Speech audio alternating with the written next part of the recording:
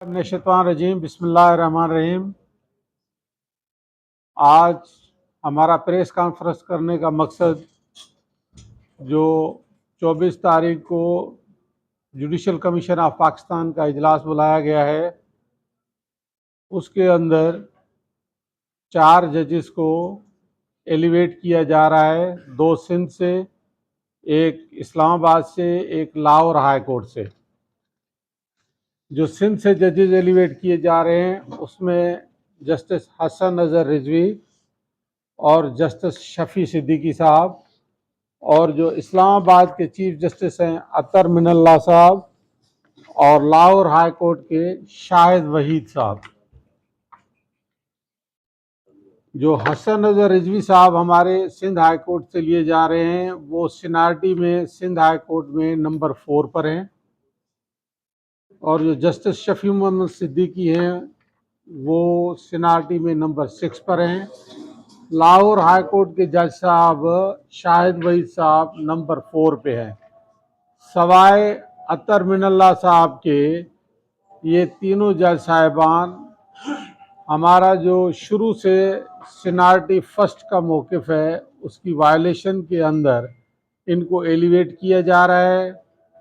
इनकी एलिवेशन को हम रद्द करते हैं। हम ये समझते हैं कि ये फेवरेटिज़म है, जिसकी सिंध बार कौंसिल हमेशा से असूली मौक़िफ़ पे कायम है कि कोई भी फेवरेटिज़म नहीं होना चाहिए और सीनियरिटी के बेसिस के ऊपर एलिवेशंस होनी चाहिए। हमने इस सिलसिले के अंदर 24 तारीख बरोज़ सोमवार पूरे सिंध के अंदर स्ट्राइक की कॉल दी है और हम इन एलिवेशंस को रद्द करते हैं और हम मुतालबा करते हैं कि सबसे पहले सुप्रीम जुडिशल काउंसिल्स के रूल्स फ्रेम किए जाएं और इन रूल्स की रोशनी में फर्दर एलिवेशंस की जाएं। हमारे साथ आज member judicial commission Pakistan bar council Akhtar Hussain साहब मौजूद हैं और Sindh high court bar association के जनरल सेक्रेटरी उमर सुमरो साहब, मलिर बार एसोसिएशन के प्रेसिडेंट अब्दुर्रज़ाक सोलंकी साहब और member judicial commission Sindh Haider Imam Rizvi साहब, और हमारे सक्खर से मेंबर सिंध बार काउंसिल कुर्बान मलानो साहब, और सिंध के बकाया बार एसोसिएशन के नुमाइंदे मौजूद हैं। हमारे जो इसका बैकग्राउंड है और मज़ीद आपकी नॉलेज में इजाफा करने के लिए मैं मोहतरम अख्तर हुसैन साहब से गुजारिश करूंगा कि वो अपने ख्यालात का इज़हार करें। जी अख्तर हुसैन साहब। जी बहुत शुक्रिया। आप तमाम हजरात का बहुत बहुत शुक्रिया और माजरत हमारी तरफ से कि इतनी देर आपको इंतज़ार करना पड़ा। दरअसल मेरे ख़्याल में बुनियादी बात तो जो है वो बानी साहब ने फरमा दी है। मैं जुडिशल कमीशन ऑफ पाकिस्तान के मेंबर की हैसियत से कुछ बैकग्राउंड आपके सामने जो है वो रखना चाहता हूँ। देखिए, हमने इससे पहले 8 अक्टूबर 2022 को कोयटा में भी एक ऐसी मीटिंग और प्रेस कॉन्फ्रेंस की थी। उस मीटिंग के अंदर तमाम प्रोविंशियल बार काउंसिल्स के वाइस चेयरमैन मौजूद थे और बार एसोसिएशनों के नुमाइंदे भी मौजूद थे। इससे पहले भी हम और कई मीटिंग्स भी हम कर चुके हैं, जिसके अंदर जो है वो हमने जुडिशल कमीशन के हवाले से, उसकी कारकर्दगी के हवाले से बात की है। अगर आप इसके पस मंज़र में आप जाएं तो 18वीं तरमीम आई, जिसके अंदर ये जुडिशल कमीशन ऑफ पाकिस्तान बना, और ये भी पाकिस्तान बार काउंसिल के उन रेजोल्यूशंस के नतीजे में अमेंडमेंट हुई थी कि हमारा कहना यह था बार की तरफ से कि इक्वल स्टेक होल्डर्स होने चाहिए जुडिशल कमीशन में, यानी बार की तरफ से, जुडिशरी की तरफ से और एग्जेक्टिव की तरफ से। लेकिन 18वीं तरमीम जब आई तो उसके बाद एक केस के जरिए से सुप्रीम कोर्ट ने फैसला करके 19वीं तरमीम करवाई। उस 19वीं तरमीम के नतीजे में आज मेजॉरिटी जो है वो जुडिशल कमीशन के अंदर जजेस की है सुप्रीम कोर्ट के, यानी chief justice of Pakistan, 4 senior जजेस सुप्रीम कोर्ट के, एक रिटायर्ड जज सुप्रीम कोर्ट का to be nominated by the chief justice of Pakistan, और ये 6 हो जाते हैं। और 7वां मेंबर मैं बार की तरफ से हूँ, और 8वें लॉ मिनिस्टर और 9वें अटॉर्नी जनरल साहब। तो अगर आप देखें तो इससे पहले जब से ये 19वीं तरमीम हुई है, ये अक्सरियत के फैसले जजेस अपने तौर पर जो है वो करते थे, क्योंकि वो मेजॉरिटी उनकी थी। हम शुक्रगुजार हैं काजी फयाज ईसा साहब के और उन जजेस के जिन्होंने बार के साथ ये स्टैंड लिया कि सीनियरिटी के प्रिंसिपल्स पर और रूल्स के जो है अमेंडमेंट पर और उनके नए रूल्स फ्रेम करने के हवाले से। अब क्यों हम ये कह रहे हैं कि सीनियरिटी प्रिंसिपल इंतहाई अहम है? एक तो खुद जजेस केस का फैसला भी है, और दूसरी बात उसमें यह है कि आप ये देखिए कि आइन के तहत अगर चीफ जस्टिस की अपॉइंटमेंट में सीनियर मोस्ट जज of the supreme court and senior puny जज ऑफ द हाई कोर्ट जो है वो खुद ब खुद चीफ जस्टिस हो जाते हैं, तो कोई झगड़ा नहीं है सीनियरिटी के इशू उसके ऊपर। लेकिन जजेस की अपॉइंटमेंट पर सुप्रीम कोर्ट के अंदर अगर आप वायलेट करते हैं सीनियरिटी प्रिंसिपल्स को, तो बहुत सारी डिसेंशन भी पैदा होती हैं। जैसे खुद अल-जहाद ट्रस्ट केस में सुप्रीम कोर्ट ने कहा कि सीनियर की लेजिटिमेट एक्सपेक्टेंसी होती है, और जब एक जज 6, 7, 60 साल तक एक हाई कोर्ट का जज होता है या चीफ जस्टिस होता है, तो फिर ये कैसे कह सकते हैं कि वो अहल नहीं है जो है वो सुप्रीम कोर्ट में जाने का।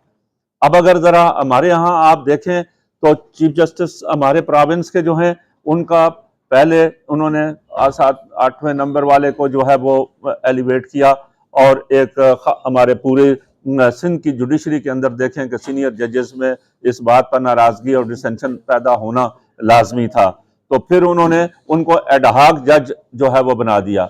एडहॉक जज में और परमानेंट जज में कोई जो है वो इख्तियारात का तो फर्क नहीं होता है, इसलिए ये तो नहीं कह सकते कि वो एडहॉक जज हो सकते हैं और परमानेंट जज नहीं हो सकते, और उनकी कॉम्पिटेंस में फर्क जो है वो क्या पड़ेगा। तो वो भी अभी तक कायम अपनी जगह पर, उनका वो नोटिफिकेशन भी कायम है जो एडहॉक जज वाला है।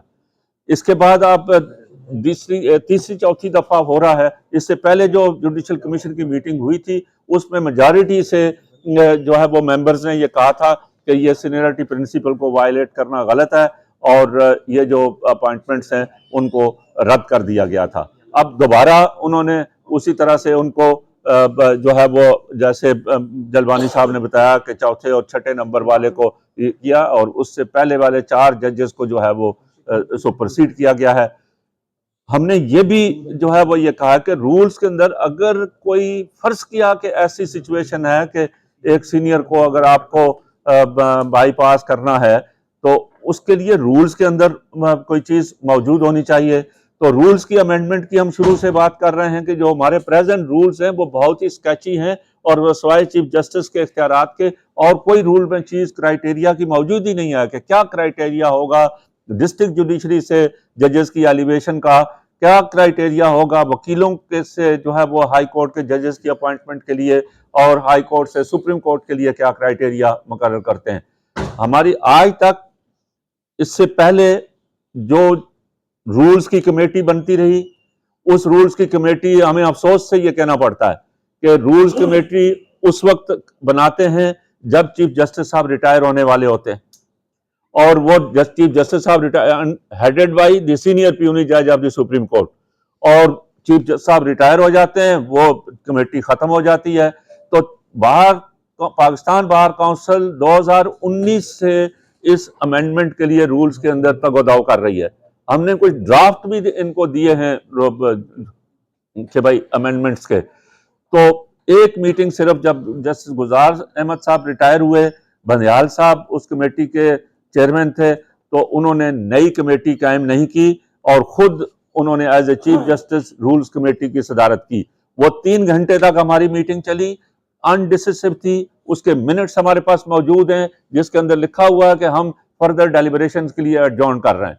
तो अब हमारा कहना यह है कि भाई रूल्स कमेटी बननी चाहिए, सीनियर प्यूनी जज की सरबराही में बननी चाहिए काजी फयाज ईसा साहब की, और वो रूल्स कमेटी जो है वो रूल्स बाकायदा फ्रेम करे। दुनिया भर के अंदर चीजें चेंज हो गई हैं, हम कोई नई बात नहीं कर रहे हैं कि जजेस की जुडिशरी में अपॉइंटमेंट किस तरह से होनी चाहिए, लेकिन बाहर की आवाज को बिल्कुल सुनने के लिए तैयार नहीं है कि पिछली दफा रद्द होने के बाद भी दोबारा उसी तरह से अपॉइंटमेंट की बात की जा रही है, तो जो इंतहाई अफसोसनाक है।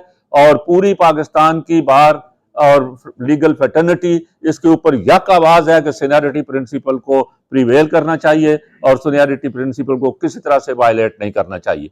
आप लाहौर में देखें कि चौथे नंबर वाले को अब चीफ जस्टिस वहां हाई कोर्ट का है, सेकंड सीनियर प्यूनी जज है, थर्ड जज है, और चौथे नंबर वाले को चूंकि आप पसंद करते हैं तो आप उनका नाम दे रहे हैं।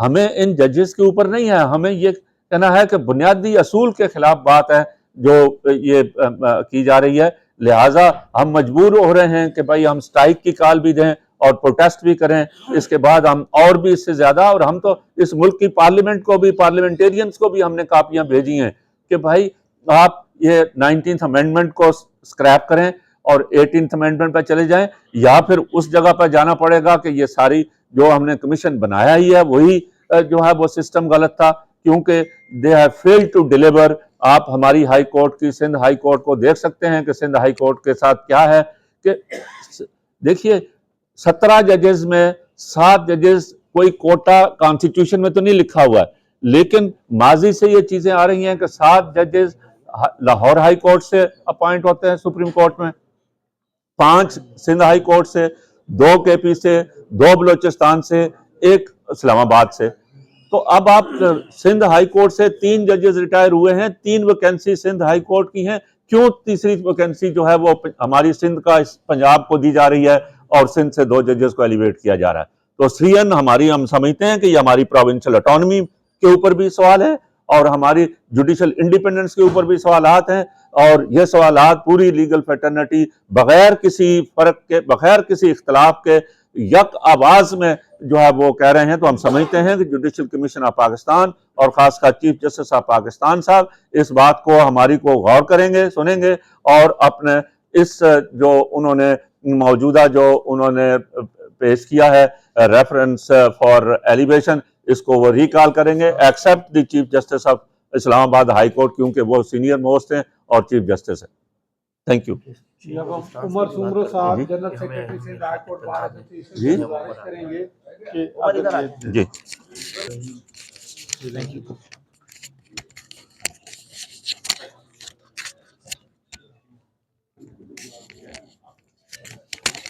बिस्मिल्लाहिर्रहमानिर्रहीम, थैंक यू।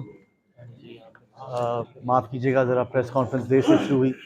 देखिए, इशू जो हमारे सामने है, ये इशू जो है सिर्फ वकील, जजेस और बार का नहीं है, ये सूबाई खुद मुख्तारी का भी है, ये 18वीं तरमीम का भी इशू है।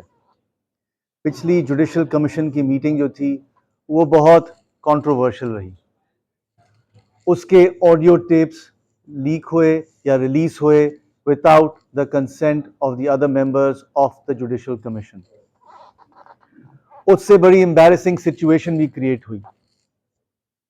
लेकिन एक चीज़ पाकिस्तान की आवाम के सामने आई कि हमारे जजेस के आपस में इख्तलाफात इतनी हद तक, इतनी डिग्री तक हैं, और वो वाज़ेह है। हमारी जुडिशरी सुप्रीम कोर्ट में पॉलिटिसाइज हो चुकी है। This is now an open secret. In fact, it is not even a secret. And the audio tapes of the Judicial Commission made that very apparent. उस आखिरी लास्ट मीटिंग में 2 नाम nominate हुए थे सिंध से, बल्कि 3 नाम नॉमिनेट हुए थे, सॉरी। उस पर कुछ कमेंट्स आई। एक, उन कमेंट्स में मैं नहीं जाऊंगा, लेकिन ये जरूर कहूंगा इस बात की वजाहत कि वोट हुआ था, आपके लॉ मिनिस्टर और आपके अटॉर्नी जनरल ने, it is a matter of public record now, that audio is available on the website of the supreme court. उन्होंने ऑब्जेक्ट किया कि कोई डिपार्चर नहीं होना चाहिए सीनियरिटी प्रिंसिपल से। देखिए, अगर हमारे सीनियर जजेस सुप्रीम कोर्ट में हमारे सूबाई कोर्टों को फोन करके कहेंगे भाई आ जाओ, ये कोई क्राइटेरिया नहीं होता। हमारी सिंध की जुडिशरी का मोराल तबाह हो रहा है। जो जजेस सुपरसीड हो रहे हैं उनका मोराल गिर रहा है। अल जिहाद ट्रस्ट की जजमेंट में, सुप्रीम कोर्ट की 1986 की जो जजमेंट है, उसमें यह कहा गया था कि अगर, और ये सुप्रीम कोर्ट के जजेस ने कहा था कि अगर हम लोग आउट ऑफ टर्न जजेस को उठाएंगे तो यही जूनियर जजेस हमें एयरपोर्ट उठाने आएंगे हमारी चमचागिरी करने के लिए कि हमें भेज दो ऊपर सुप्रीम कोर्ट। ये मेरे अल्फाज नहीं है, ये अल जिहाद ट्रस्ट के केस में लिखे गए। This is a very serious issue. We want a criteria.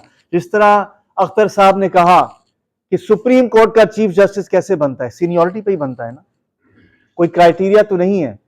तो आप एक तरफ पूरी पाकिस्तान की आवाम को कह रहे हैं कि कराची जो सबसे बड़ा शहर है पाकिस्तान का, सबसे बड़ा टैक्स पेइंग शहर है, वहां अहमद अली शेख साहब चीफ जस्टिस हो सकते हैं, लेकिन सुप्रीम कोर्ट में जूनियर मोस्ट जज नहीं हो सकते with the smallest court room. यानी वहां वो रेंट अपील सुनने के लिए भी ही लायक नहीं है क्या वो जज? This is not acceptable. इससे हमारी जुडिशरी का मोराल तबाह हो रहा है, हमारे जजेस की कॉम्पिटेंस जो है वो अफेक्ट हो रही है। दूसरी बात, हमारे लॉ मिनिस्टर और हमारे अटॉर्नी जनरल ने as a matter of public record कहा था कि सीनियरिटी प्रिंसिपल से डिपार्चर नहीं करना चाहिए। फास्ट फॉरवर्ड करते हैं हमारे चीफ जस्टिस पाकिस्तान की स्पीच पर, जो उन्होंने एनुअल जुडिशियल ईयर के ओपनिंग पे स्पीच दी थी। उन्होंने कहा कि मेरी नॉमिनेशंस जुडिशियल कमीशन में इसलिए अप्रूव नहीं की हुकूमत ने क्योंकि वो मेरे से रिलीफ चाह रहे हैं, सुप्रीम कोर्ट से रिलीफ चाह रहे हैं, उनको रिलीफ नहीं मिल रही है। तो क्या आज पाकिस्तान की आवाम ये सोचे कि a deal has been struck? Has a deal been struck between the Attorney General and the Law Minister on the one hand and certain members of the Judicial Commission on the other hand, as a consequence of which हमारी judiciary तबाह की जा रही है, उसका morale तबाह किया जा रहा है? क्या हम ये एक्सपेक्ट करते हैं कि कोर्ट को पैक किया जा रहा है कि अब हुकूमत के वज़रा और जो मुल्क से बाहर हैं उनको रिलीफ मिलेगी? क्या इसलिए नॉमिनेशंस किसी डील के तहत हो रही हैं?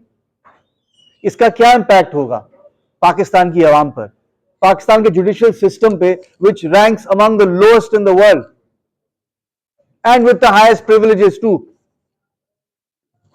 अब बात करते हैं 3 वैकेंसीज की,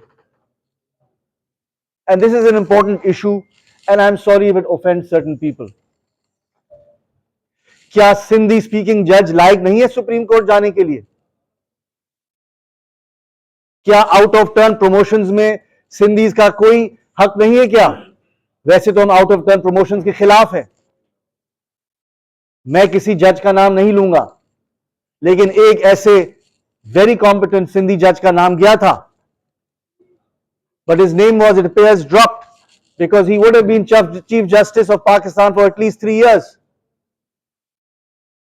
क्या ये तासुब जो हम कभी कभी एस्टैब्लिशमेंट में देखते हैं, क्या ये जुडिशरी में भी परमिएट कर गया है क्या? This is not acceptable at any level, this ethnic bias, and we will stand up against it. और ये जंग कोई बार और बेंच के दरमियान नहीं है, ये हक और सच की जंग है। We are told that there are only 2 ways for a Muslim to live, या हुरियत या शहादत। We want freedom, we want Hurriyat from this bias, we want a judiciary that is free, जो काबिज ना हो किसी डील्स के तहत।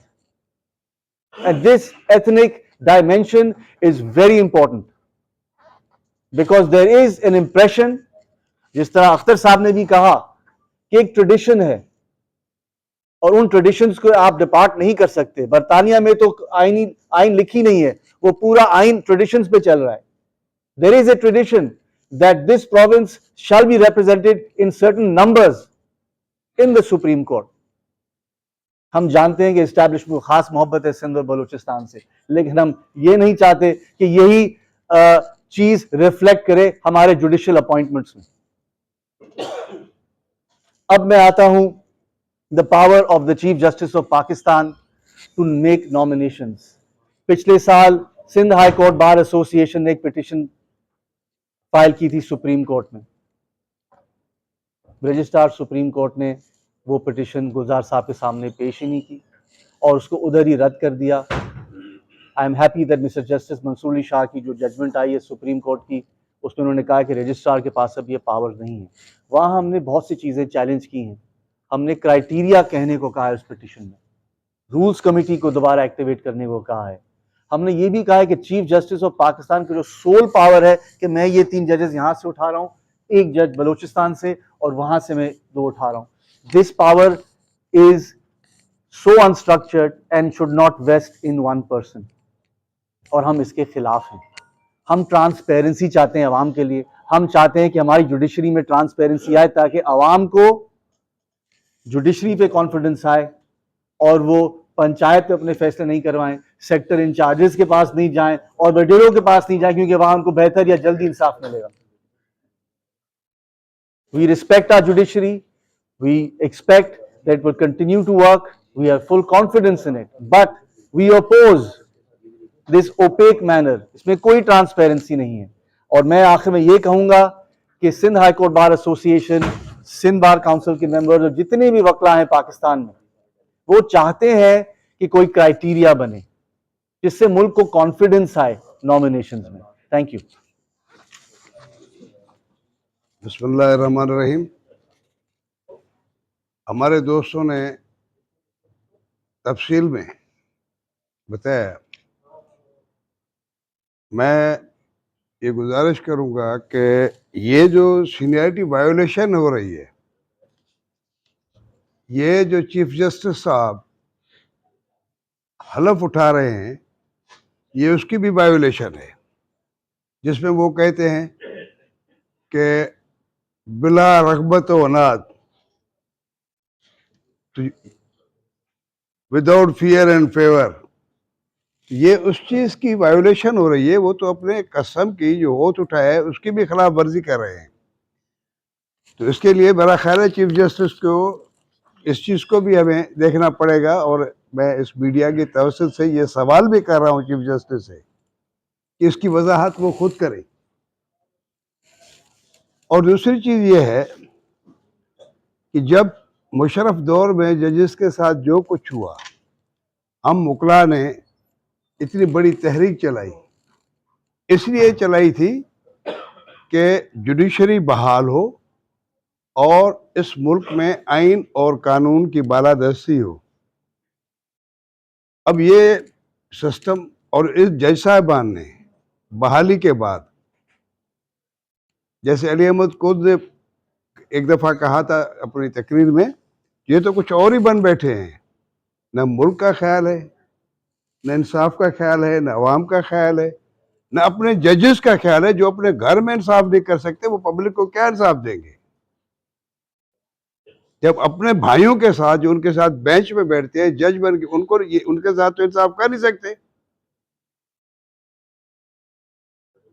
और ये खराबी, जैसे हमारे सीनियर दोस्त अख्तर साहब ने फरमाया, रूल्स कमेटी का जिक्र किया, तो हमारे उधर सुप्रीम कोर्ट में पाकिस्तान बार काउंसिल और सुप्रीम कोर्ट बार की और प्रोविंशियल बार काउंसिल्स की एक मुश्तरका मीटिंग हुई थी। वहाँ पे भी मैंने ये बात एक की थी कि अगर जो रूल्स इसलिए भी ज़रूरी है कि आजकल जो अनारकी फैली हुई है जुडिशरी में, इसको ख़त्म किया जाए। एक वाइस चांसलर उठाते हैं किसी भी यूनिवर्सिटी, और आप सब बखूबी वाकिफ हैं, तो उसके लिए भी उन्होंने एक सर्च कमेटी बनाई होती है। वो ढूंढ के लाते हैं कि ये वाइस चांसलर, वो कमेटी एक नाम रिकमेंड करती है, फिर ये सब कुछ होता है। तो उस हिसाब से एक सर्च कमेटी होनी चाहिए। जजेस कहाँ से लाते हैं? कोई किसी जज का शागिर्द है, कोई किसी जज का भांजा है, ये भांजे भतीजे और चैम्बर वाले सारे बैठे हुए हैं, ये क्या इंसाफ देंगे लोगों को? और जैसे अटॉर्नी जनरल साहब ने जो कुछ फरमाया, जैसे अटॉर्नी जनरल साहब ने फरमाया फैसला लेना और देना, सबने सुना आपने। तो ये अटॉर्नी जनरल और पाकिस्तान के लॉ मिनिस्टर जो हैं वो खुद पाकिस्तान बार काउंसिल के मेंबर हैं।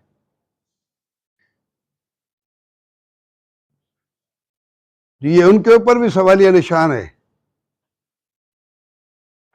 ये डिफरेंट स्टैंड्स ना लें।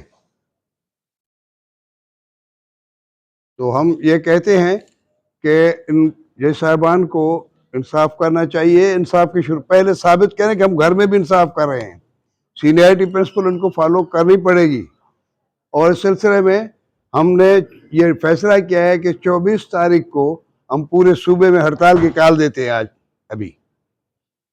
और उसके साथ ये भी कहते हैं कि अगर इन लोगों ने ये नहीं किया तो हम शुरू करेंगे, फिर सूबे लेवल पे एक तहरीक चलाएंगे और उसके बाद ये मुल्क लेवल तक ले जाएंगे। इसलिए नाखून के हौसले चीफ साहब और जो अरबाब अख्तियार हैं, हम हर सूरत में कानून और आइन की पासदारी करेंगे। वो ना करें, वो अपने ओथ की वायोलेशन करें और उनको करना पड़ेगा। और बेहतर ये है कि अभी से कर लें। तहरीक चली फिर तो इनको करनी पड़ेगी। Thank you sir.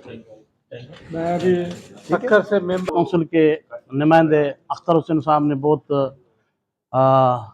तफसीलन एक्सप्लेनेशन दी कि जुडिशल कमीशन में क्या हो रहा है। और ये पाकिस्तान बार काउंसिल के हमारे नुमाइंदे जुडिशल कमीशन के मेंबर हैं और सिंध बार काउंसिल की तरफ प्रांत ऑफ सिंध के मेंबर हैं हैदर इमाम रिजवी साहब। और ज़्यादा जितने सहाफ़ी हजरात बैठे हैं आप उनसे सवाल जवाब भी कर सकते हैं। मैं एक बात रिकॉर्ड का एक हिस्सा है, हो सकता है हमारे सीनियर्स बैठे हैं, ये कमेटी जो नाम है अभी जो दोबारा आए हैं ये पहले रिजेक्ट हो चुके हैं। ये इंपॉर्टेंट बात है, रिकॉर्ड का हिस्सा है, रिजेक्ट हो चुके हैं। इसकी करेक्शन अख्तर हुसैन साहब भी करेंगे। ये हमारा चेयरमैन जो सीजेपी था उस वक्त बगैर सुने चेयर छोड़ के चला गया था, ये रिकॉर्ड का हिस्सा है। ये तमाम नाम रिजेक्ट हो चुके हैं और इसकी कानूनी हैसियत आज क्या है, किसने नाम भेजे हैं? अगर खुद ही चीफ जस्टिस पाकिस्तान ने नॉमिनेट किया है या प्राउंस ऑफ सिंध के चीफ जस्टिस ने कंसेंट दे के उसने रिकमेंडेशन दी है, ये उनको वजाहत करनी चाहिए थी। अगर उस अगली मीटिंग में जुडिशल कमीशन में देखा जाए रिकॉर्ड का हिस्सा है, मैं आप भाइयों को सहाफ़ी हजरात ये नोट कर सकते हैं कि रिकॉर्ड का हिस्सा है। उन्होंने लिखा है चीफ जस्टिस पाकिस्तान ने कि अहमद अली शेख साहब चीफ जस्टिस सिंध रिटर्न में दे गया है 30 मार्च को। वो ऑडियो आज भी सुप्रीम कोर्ट की वेबसाइट पे अवेलेबल है। जब एक जज साहब वो डिसऑन कर रहा है कि मैं नहीं जाना चाहता, रिटर्न में दे गया है, आइन कानून क्या कहता है क्या होना चाहिए, उसका कोई डिस्पोजल नहीं हुआ है। पहले भी उनका नोटिफिकेशन एक फील्ड में एडहॉक जज के लिए 1 साल के लिए, उसका भी कोई डिस्पोजल नहीं है। मैं ये समझता हूं कि ये तमाम नाम रिजेक्ट हो चुके हैं। अगर उसको ये उज़्र बना के भाई सिंध से कोई भी सिंधी जज नहीं लेना है, हमें कोई एतराज नहीं ले।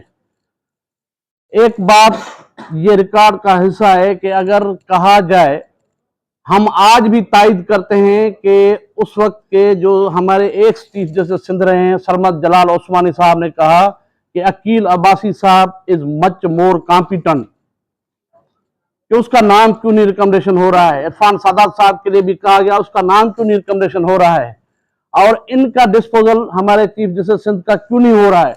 मेरे ख्याल में चीफ जस्टिस पाकिस्तान का पर्सनल वेस्टेड इंटरेस्ट है।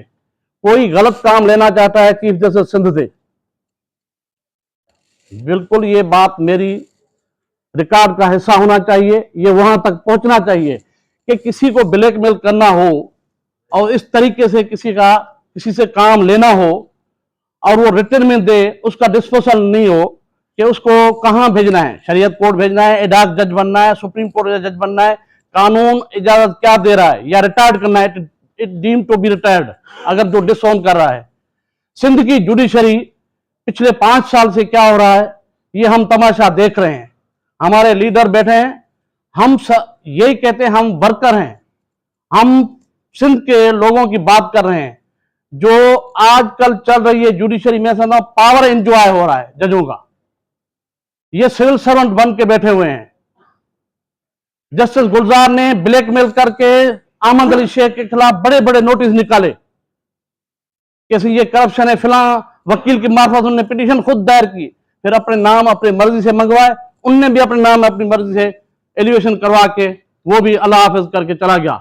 और जब रिटायर होते हैं चीफ जस्टिस पाकिस्तान, वो पाकिस्तान में रहने के काबिल नहीं है, अगर सिंध का होगा तो इस्लामाबाद रहेगा, अगर इस्लामाबाद का होगा पंजाब का, वो ऑस्ट्रेलिया, कनाडा, अमेरिका चला जाएगा।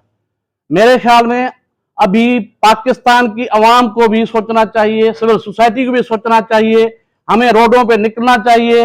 ये जुडिशल सिस्टम नजर नहीं आ रहा है पाकिस्तान में, जुडिशल एक्टिज्म हो गया है। मेरी आप सहाफी हजरात से ये गुजारिश है कि आजकल हम समझ रहे हैं कि अदलिया आजाद है। अदलिया आजाद नहीं है, अदलिया एक फैक्ट्री बन गई है, एक बिजनेस बन गया है, और ये सिविल सर्वेंट बन गए हैं, ये पावर एंजॉय कर रहे हैं। किसी की बिल्डिंग गिराओ, किसी के घर गिराओ, ये सिस्टम चल रहा है। और अदलिया में, सुप्रीम कोर्ट में हजारों लाखों केस पड़े हैं, अर्जेंट केस नहीं लग रहे हैं, पेंडिंग है, और वो हुक्म करती है जुडिशल पॉलिसी के मॉडल कोड बनाओ। न कहीं आईन में है न कानून में, खुद तो मॉडल बनो, पहले डिस्ट्रिक्ट कोर्ट को मॉडल बनाने आए हैं। तो मेरी गुजारिश ये है कि हम इस एलिवेशन को रिजेक्ट कर रहे हैं, रिजेक्ट हो चुका है, रिकॉर्ड का हिस्सा है, ये नाम गलत गए हैं, और इसको इस तरीके से, ये अटॉर्नी जनरल और लॉ मिनिस्टर वकील हैं, इनको अपना व्यूज कैसे चेंज करेंगे? कल कह रहे हैं कि सीनाटी के प्रिंसिपल पे हम खड़े हैं, हम आज वही कर रहे हैं कि हम प्रिंसिपल के, सीनाटी प्रिंसिपल वायलेशन नहीं होना चाहिए। बड़ी मेहरबानी, thank you very much. Thank you. कि यहाँ Sindh high court bar association की रिप्रेजेंटेशन भी मौजूद है।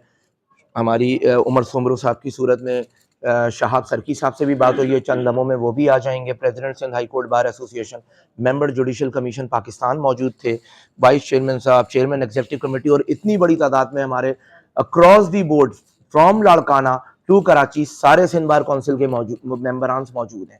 मलीर बार के हमारे सोलंगी साहब मौजूद हैं, सदर मलीर बार एसोसिएशन, बड़े रूल ऑफ लॉ पे जो भी हमारी रेजोल्यूशंस होती हैं उसको आउटराइटली सपोर्ट करते हैं।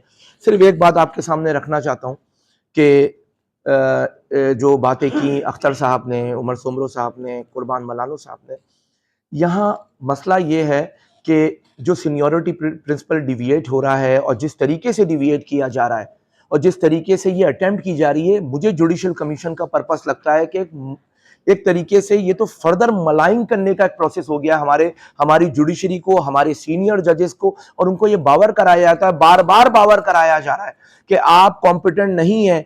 अक्रॉस दी पाकिस्तान लाहौर के भी 3 जजेस बैठे हैं जिनको बाईपास किया जा रहा है, बलूचिस्तान के चीफ जस्टिस को बाईपास किया जा रहा है, खैबर पख्तूनख्वा के चीफ जस्टिस जो लास्ट टाइम जिनका नाम था, इस बार उनका नाम ड्रॉप कर दिया गया।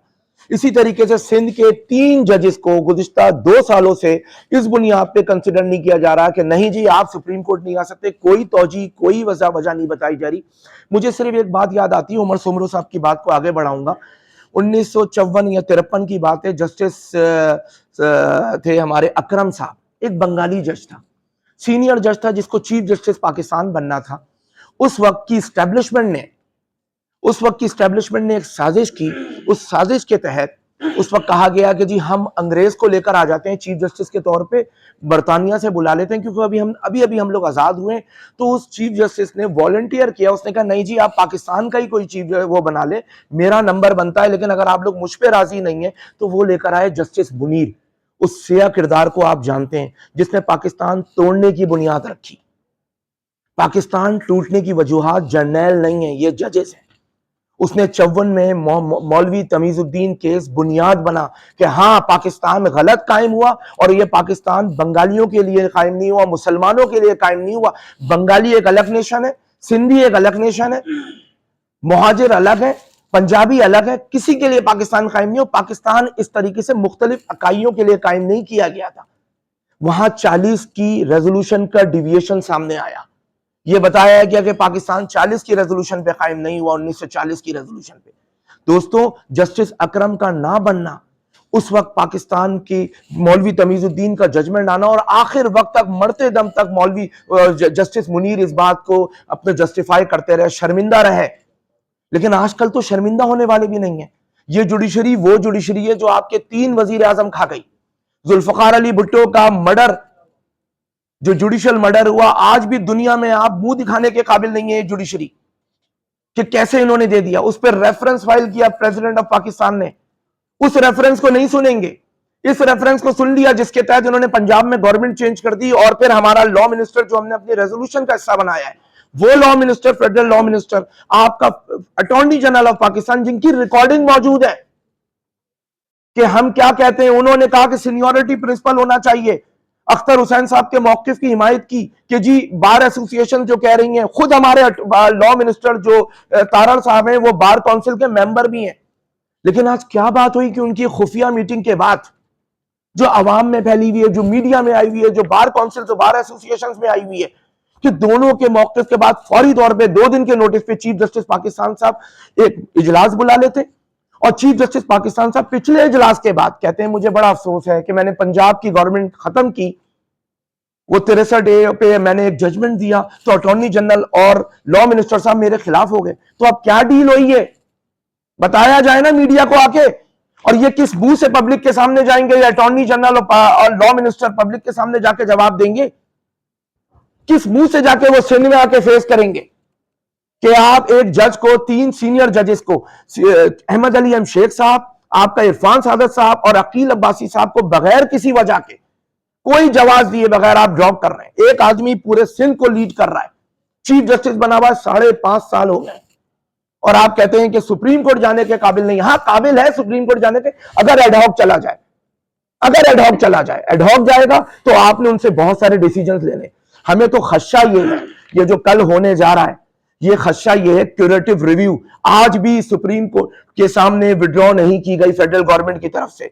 बड़े दावे थे इनके, तो जब इमरान खान साहब की गवर्नमेंट थी तो इनको बड़ी तकलीफ होती थी, यही पीएमएलएन थी, यही पाकिस्तान पीपल्स पार्टी थी, इनको बड़ी तकलीफ होती थी कि क्यूरेटिव रिव्यू विड्रॉ करो, इंडिपेंडेंट जजेस को लेकर आओ। कहां इंडिपेंडेंट जजेस हैं? ये इंडिपेंडेंट होंगे? ये इंडिपेंडेंट जजेस नहीं बन सकते, क्योंकि इन पे एक एहसान ऑलरेडी चीफ जस्टिस पाकिस्तान रख रहे हैं कि मैं आपको बाईपास करके 10 के करीब जजेस को बाईपास करके आपको जज बना रहा हूं पूरे पाकिस्तान में। देखिए जी, मैंने इतना बड़ा आपको फेवर दिया, मैं आपसे एक फेवर की उम्मीद तो रखता हूं कि ये क्यूरेटिव रिव्यू इसमें अक्सर अब बना लें 10 मेंबर की बेंच, जो बार एसोसिएशन हमेशा बोलती थी। हमें इनकी सारी बदनीयतियां नजर आ रही हैं। बुलाए ना, हमें कंटेम्प्ट नोटिस दें, हमें कंटेम्प्ट नोटिस दें। हमें इस जगह प्रैक्टिस ही नहीं करनी है, इस जगह, इस माशरे के अंदर, इस अदलिया के अंदर जो इंडिपेंडेंट अदलिया ना हो। ये पाकिस्तान तोड़ने की पहले बुनियाद रख चुके, आज फिर बुनियाद रख रहे हैं। इनको सिंधी चीफ जस्टिस पसंद नहीं है। देखिए, मैं सिंधी महाजिर पंजाबी पे बिलीव नहीं करता। मैंने खत भी लिखा था कि किसी को इस बुनियाद पे, जिसपे मेरी बार काउंसिल मेरे साथ थी, मेरी सारी बार एसोसिएशन साथ थी, किसी को इस बुनियाद पे जज नहीं बनना चाहिए कौन सिंधी है कौन पंजाबी है, मैरिड होना चाहिए सिंध हाई कोर्ट के अंदर। लेकिन आज जो आप हरकत करने जा रहे हैं, ये सिंधी हजरात को जवाब देगी, हमारे भाइयों को, हमें जवाब देगी कि आपने नहीं लेके जाना किसी सिंधी जज को ऊपर। ये मैं सिंधी नहीं हूं, मैं उर्दू स्पीकिंग हूं। मैं बोल रहा हूं इन तमाम भाइयों को रिप्रेजेंट करते हुए, किस तरीके से आप पाकिस्तान को डिस्टेबलाइज करने की, अपने आइन को पामाल करने की क्यों बुनियाद पे बुनियाद रख रहे हैं? क्यों चाहते हैं कि ये मुल्क टूट जाए? क्यों चाहते हैं कि रिजेंटमेंट हो? हम आपकी इज्जत करते हैं, लेकिन इज्जत इस तरह से नहीं कराई जाती। हमारे लिए 5वें नंबर, 6ठे नंबर, 8वें नंबर सब काबिल एहतराम है। इनको इनके नंबरों पे लेकर जाते हैं। जब ये चीफ जस्टिस भी बनते, सिंध हाई कोर्ट के ऊपर भी जाते। आप कराना क्या चाहते हैं इनसे काम? ये बताइए ना, इन 5 जजेस से जिनकी एलिवेशन पे आपको इतना इसरार है, फिर बाद में बार एसोसिएशन को बोलेंगे फुल बेंच बना लो भाई, लेकर आओ फुल बेंच, हम करेंगे तुम्हारे साथ। तो भाई, हमने आज से 2 हफ्ते पहले अख्तर हुसैन साहब की क़यादत में 5 वाइस चेयरमैन मौजूद थे, एक रेजोल्यूशन कोयटा में पास की। कोयटा जहां 55,000 लोग मिसिंग पर्सन है। ये मजाक उड़ाने के लिए आप सुप्रीम कोर्ट बना रखी है आपने। हम उस जगह पे हमने बैठ के कॉन्फ्रेंस की, क्योंकि वो सबसे ज्यादा महरूम सूबा है, सबसे ज्यादा महरूम सूबा है बलोच। सबसे ज्यादा वहां से आपको नजर आ रही है आवाजें उठती हुई कि हमें क्या मिला है पाकिस्तान से। तो भाइयों, मेरा मकसद कहने का यह है कि जर्नैलों ने मार्शल नहीं लगाया, आप जुडिशियल मार्शल लगाए। इनको ये जर्नैल मिल गए, इनको ये जर्नैल मिल गए। रशीद रिजवी साहब ने कहा था ना जनरल गुलजार अहमद, तो इनको जर्नैल मिल गए। उनको किसी मार्शल की जरूरत नहीं, वो आप पे रूल कर रहे इन जर्नैलों के थ्रू। तो ये हमारे मुल्क का, हमारे माशरे का एक अलमिया है। आज बड़े वाज़ेह अंदाज के अंदर तमाम बार एसोसिएशन पूरे सिंध की मौजूद है, यहाँ रिप्रेजेंटेटिव मौजूद है। शफकत रहीम साहब सक्खर को रिप्रेजेंट कर रहे हैं, हमारे खैरपुर के मेंबरान मौजूद हैं। मैं आपको बताऊं, हमारे मेंबरान जो मौजूद है यहाँ पे, हमारे शेर मोहम्मद वसान साहब मौजूद है, सीनियर मेंबर है, हैदराबाद को रिप्रेजेंट कर रहे हैं। मीरपुर खास को अयाज सुनियो साहब मौजूद है यहाँ पे, पूरी हैदराबाद को रिप्रेजेंट करते हैं, पूरा मैंडेट रखते हैं हैदराबाद का मेम्बरान। वसीम शाह साहब बदीन से, ताज मोहम्मद कुरियो साहब मौजूद है यहाँ पे, सिंध बार काउंसिल के मेंबर। अब्दुल सत्तार लोरानी साहब मौजूद हैं नौशेर फरोज से। कौन मेंबर नहीं है? चेयरमैन एग्जीक्यूटिव कमेटी आपके सामने बोल के गए। आप पूरे सिंध की हम वोट लेके आए ना अपनी हम पे इल्जाम लगता है हम जजेस की चापलूसी करते हैं। ये लीजिए हम आपको चैलेंज कर रहे हैं, 8वीं बार चैलेंज कर रहे हैं। सलाउद्दीन अहमद जो साबिक सदर थे, जिन्होंने ये तहरीक का आगाज किया था, और अफसोस के साथ कहना पड़ता है ये जो तारड़ साहब आसमा जहांगीर ग्रुप का नाम लेते हैं, आज एक कॉन्फ्रेंस हो रही है वहां पे, आसमा जहांगीर कॉन्फ्रेंस, उस कॉन्फ्रेंस में ये मामला जाना चाहिए। हम भेजेंगे, अभी यहां से हमारे 2-3 स्पीकर गए, हम उनको बोलेंगे ये बात उठाएं, और अख्तर हुसैन साहब से भी रिक्वेस्ट करेंगे। ये करते हैं आप, इस तरीके से आप चला रहे हैं, तो ये हमारा मौकिफ है। हम 24 तारीख को बाइकआउट भी कर रहे हैं कोर्ट प्रोसीडिंग्स का, और ये कमीशन के सामने सारी रेजोल्यूशन जिसकी कॉपियां आपके सामने बटेंगी वो आगे भी जाएंगी। Thank you very much. आपको एक सवाल मैं आपसे अर्ज करता हूँ। देखिए, जस्टिस अहमद अली शेख साहब का ये अहमद अली शेख साहब का नोटिफिकेशन जो है वो था एज एन अडाक जज। पहले उनको परमानेंट जज जब वैकेंसी थी, परमानेंट जज वैकेंसी के अगेंस्ट में होता है, तो उस वक्त उन्होंने उनकी वैकेंसी पर उनको एलिवेट नहीं किया था। हमने उस पर भी अपोज किया था कि सीनियर की को करना चाहिए। उसके बाद उन्होंने अडाक का नोटिफिकेशन निकाला। अब अडाक का कॉन्स्टिट्यूशनल पोजीशन तो ये है कि परमानेंट जज अगर रिफ्यूज़ करे जाने से तो वो 206 आर्टिकल अप्लाई होता है उनकी रिमूवल के लिए, एडहॉक जज के लिए नहीं होता। एडहॉक जज में वो कंसेंट उसकी ज़रूरी है। तो लेकिन हमारा कहना जो है वो इस बात पर है कि भाई जब वो आप एज एन एडहॉक जज सुप्रीम कोर्ट में तैनात होने के अहल हैं तो वो परमानेंट जज क्यों नहीं हो सकते? हमारा कहना यह है। बाकी इसके बाद जो है ये किसने कहा है कि जो सीनियर जजेस हैं उनको एतराज़ नहीं है? मुझे तो नहीं समझ आता। मेरे साथ तो मैंने तो पूछा भी है उन जजेस से जो सीनियर जजेस हैं, और वो जाना चाहते हैं। किसने कहा कि ये प्रोपेगेंडा करते हैं कि सब उनको एतराज़ नहीं है तो हम क्यों एतराज़ उठाते हैं? देखें, हमारा एतराज़ उठाने की किसकी बिहार पर बात नहीं है, हम जुडिशल इंस्टीट्यूशन की बात कर रहे हैं। हम इंडिपेंडेंट सब जुडिशल इंस्टीट्यूशन चाहते हैं। आपको पता नहीं है कि हमारे यहाँ जजेस के अंदर क्या है कि साहब टी रूम में सारे जजेस नहीं बैठते हैं, एक दूसरे के साथ डिसेंशन पैदा हुई हैं, पूरे इंस्टीट्यूशन को तबाह किया जा रहा है। ये सवाल है। हमारा किसी एक जज या दूसरे जज के साथ जो है वो कोई इख्तलाफ की बात नहीं है, इंस्टीट्यूशन बिल्डिंग की बात है। सर, मेरा सवाल ये था कि जो एडहॉक जज का नोटिफिकेशन अभी तक विड्रॉ नहीं हुआ, तो ये बतौर चीफ जस्टिस काम किए जा रहे हैं, इसकी कानूनी आईनी हैसियत क्या है, ये तो बताइए। भाई देखिए ना, हम तो उसको नहीं मानते। वो जुडिशल उसका कानूनी हैसियत तो मैंने आपको बता दी कि भाई वो रिमूव नहीं हो सकता। जब रिमूव नहीं हो सकता तो एज ए चीफ जस्टिस काम करेगा। जैसे पिछली दफा ये एक जैसे रूल फ्रेम करने की बात आप अभी कर रहे हैं कि इस जो सीनियरिटी का उसूल है उसके साथ कॉम्पिटेंसी को भी देखा जाए। अगर आप यही समझते हैं कि कुछ लोग कॉम्पिटेंट और कुछ लोग नहीं है, तो इस वाले से कोई पेशरफ्त आपकी नहीं हुई है?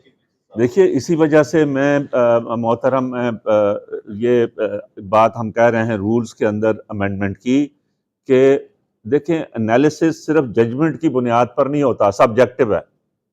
पिछली दफ़ा भी जो आप 3 जजेस की जहां किया गया था और जो 2 सीनियर जजेस जिनको सुपरसीड किया गया था, जब हमारे जजेस ने उनकी जजमेंट पढ़ी तो उन्होंने कहा, सरमद उस्मानी साहब ने भी और सरदार तारिक साहब ने भी, कि जो 2 सीनियर जिनको सुपरसीड किया गया उनकी जजमेंट कहीं ज़्यादा अच्छी है उनसे जिनको एलिवेट किया जा रहा है। तो असेसमेंट ऑफ जजमेंट्स जो है वो सिर्फ क्राइटेरिया नहीं है। क्राइटेरिया जो है वो आप और बहुत सारी चीज़ें हैं जिसको उसमें इंक्लूड करना चाहिए या डिटेल उसकी तफसील लिखनी चाहिए। हम तो ये कहते हैं कि भाई सीनियरिटी प्रिंसिपल सुप्रीम कोर्ट में हाई कोर्ट से ले जाने के लिए इसलिए ज़रूरी है कि ये इख्तलाफात पैदा ही नहीं हो। देखें, चीफ जस्टिस आप बनाते हैं, सीनियर मोस्ट जज को आप चीफ जस्टिस बनाते हैं, कोई डिस्प्यूट नहीं है। और एक आदमी अगर 6-7 साल से chief justice of the province है और 10 साल से वो हाई कोर्ट का जज है, आप उसको कह सकते हैं कि वो सुप्रीम कोर्ट में जाने के काबिल नहीं है, तो फिर हाई कोर्ट का जज भी नहीं रहना चाहिए उसको।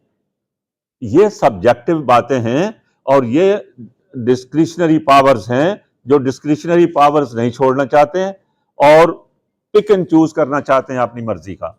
ये जुडिशियल इंस्टीट्यूशन को तबाह कर रहा है, इसके खिलाफ है हम कि जुडिशियल इंस्टीट्यूशन जी सर, ये हमारा देखना वो एडहॉक का है। अभी अगर उन्होंने नहीं, वो विड्रॉ तो नहीं हुआ ना, मैं ये कह रहा हूँ जब वो विड्रॉ तो ये कैसे फिर काम कर रहे हैं सर, वो विड्रॉ उन्होंने नहीं किया है और ये काम इस वजह से कर रहे हैं कि इनके ना करने से या ना जाने से ये रिमूव नहीं होते हैं, तो ये बैठे हुए हैं। यही तो कॉन्फ्लिक्ट्स हैं। इन कॉन्फ्लिक्ट्स को ही तो हम दूर करने के लिए कह रहे हैं ना कि भाई आप सीनियरिटी की बेसिस के ऊपर उनको लेके जाएं, और अगर आप ये तो खुद जुडिशियल कमीशन को उनको अपॉइंट करना चाहिए और अपॉइंटमेंट के बाद अगर इनकार करते हैं तो 206 में वो रिमूव हो जाएंगे। कोई तरीका इख्तियार करें ना, आईनी तरीका इख्तियार करें। और यही बात गलत है कि उनको अगर उन्होंने लिख के देते हैं कि साहब मैं मेरे नज़दीक तो अगर वो लिख के देते हैं कि मैं सुप्रीम कोर्ट नहीं जाना चाहता हूं तो उसको रिव्यू हो जाना चाहिए, लेकिन वो उसका बहाना करेंगे कि चूंकि अपॉइंट अभी नहीं हुए तो इसलिए हम कहते हैं कि ये तो आप हर जगह डिस्प्यूट्स पैदा करने की कोशिश कर रहे हैं, डिसेंशन पैदा कर रहे हैं, कंफ्यूजन पैदा कर रहे हैं, लोगों को क्रिटिसिज्म का मौका दे रहे हैं जुडिशियल इंस्टीट्यूशंस के ऊपर। इसलिए हम कहते हैं कि रूल्स फ्रेम होने चाहिए और रूल्स के अंदर ये आ जाए कि भाई सीनियरिटी की बुनियाद पर जाएंगे तो ये सारे डिसेंशन खत्म हो जाएंगे।